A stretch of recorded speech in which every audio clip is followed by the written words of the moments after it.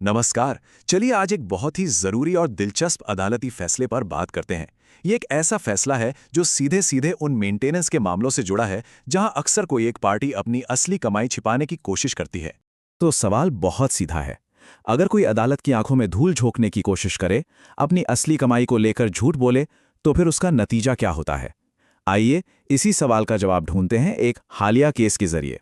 तो ये कहानी शुरू होती है एक पत्नी के संघर्ष से। एक ऐसी लड़ाई जो सिर्फ इंसाफ के लिए नहीं थी, बल्कि अपने हक के, अपने गुजारे के लिए सही रकम पाने की भी थी। तो मामला था डोमेस्टिक वायलेंस एक्ट का।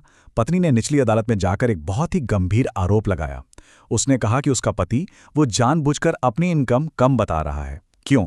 ताकि उसे मेंटेनेंस यानी गुजारा भत्ता कम से कम देना पड़े। अब देखिए, सिर्फ आरोप लगाना काफी नहीं होता, उसे साबित भी करना पड़ता है। तो अपनी बात को पुख्ता करने के लिए पत्नी ने एक बहुत ही स्मार्ट कानूनी कदम उठाया। उसने कोर्ट से अपील की कि पति को ऑर्डर दिया जाए कि वो अपने इनकम टैक्स रिटर्न्स और दूसरे फाइनेंशियल डॉक्यूमेंट्स कोर्ट में जमा कराएं, ताकि दूध का दूध और पानी का पानी हो सके। लेकिन कहानी में यहीं एक ट्विस्ट आ गया। हुआ ये कि ट्रायल कोर्ट यानी निचली अदालत ने पत्नी की ये अर्जी खारिज कर दी। जाहिर है, इंसाफ की लड़ाई में ये उसके लिए एक बहुत बड़ा झटका था। तो पत्नी की अर्जी तो खारिज हो गई, पर मामला यहीं खत्म नहीं हुआ, बल्कि ये और भी उलझ गया, क्योंकि पति ने अदालत के सामने जो अपनी कहानी पेश की थी वो सच से बिल्कुल परे थी। यहां फर्क देखिए, जमीन आसमान का फर्क है। पति ने कोर्ट में क्या दावा किया कि वो एक मजदूर है, एक श्रमिक, और असलियत क्या थी? वो तो पेशे से एक आर्किटेक्ट था। सोचिए, एक मजदूर और एक आर्किटेक्ट। इसी झूठ ने पूरे केस की दिशा बदल दी। तो जब निचली अदालत से कोई उम्मीद नहीं बची, तो पत्नी ने हार नहीं मानी। उसने लड़ाई को आगे बढ़ाया और मामला पहुंचा एक बड़ी अदालत में। और बस यहीं से इस केस में आया असली निर्णायक मोड़। जैसा मैंने कहा, पत्नी ने हिम्मत नहीं हारी। वो ट्रायल कोर्ट के फैसले को चुनौती देने के लिए सीधे इलाहाबाद हाई कोर्ट पहुंच गई।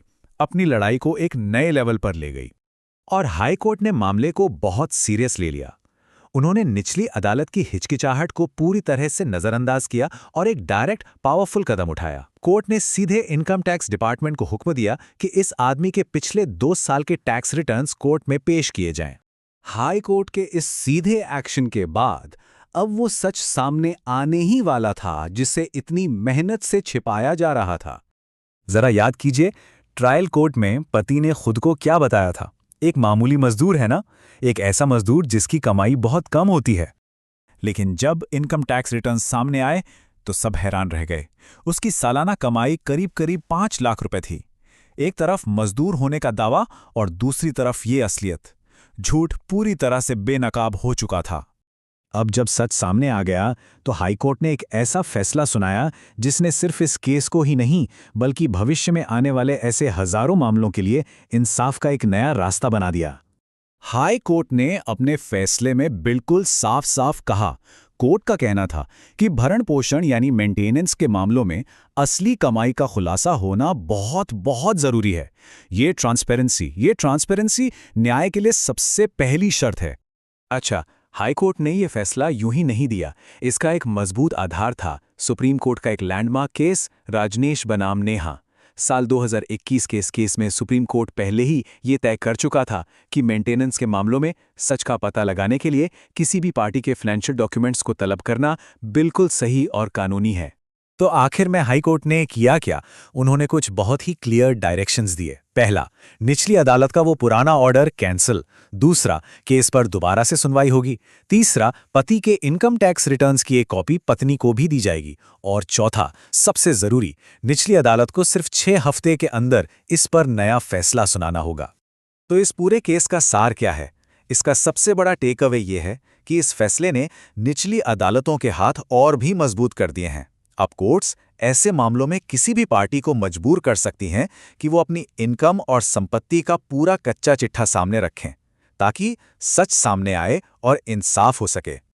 और आखिर में एक सवाल सबके सोचने के लिए, इस तरह के फैसले कागज पर तो बहुत अच्छे लगते हैं, लेकिन क्या ये वाकई ज़मीनी हकीकत में उन लोगों के लिए इंसाफ की राह आसान बना पाएंगे जो अकेले सच की लड़ाई लड़ रहे हैं? इसका जवाब तो शायद वक्त ही देगा।